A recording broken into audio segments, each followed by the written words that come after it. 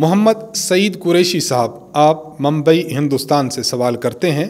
आप पूछते हैं, मुफ्ती साहब मेरा सवाल ये है कि अगर हमने सफ़र तय करना है 1800 किलोमीटर का, लेकिन जहाँ पर जाना है वो भी मेरा वतन है, मतलब मेरे वालिदैन का घर है, तो इस सूरत में हम मुसाफिर हैं या मुकीम हैं, इस बारे में रहनुमाई फरमाएं, जज़ाकल्लाह। देखिए, आपके वालिदैन का घर है और आप इसको छोड़कर कहीं और चले गए।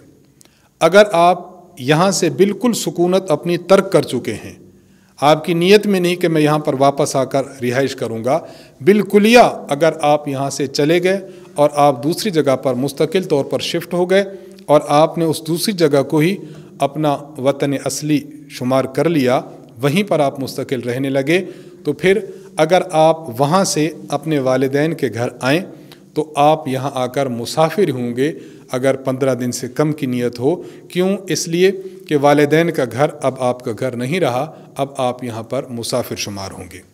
सिर्फ वालिदैन का इस जगह पर रह लेना आपके वतन असली बनने के लिए काफ़ी नहीं है, बल्कि वतन असली के लिए ज़रूरी है कि आपकी यहाँ पर वापस लौटने की और यहाँ पर सकूनत इख्तियार करने की नीयत भी बाकी हो।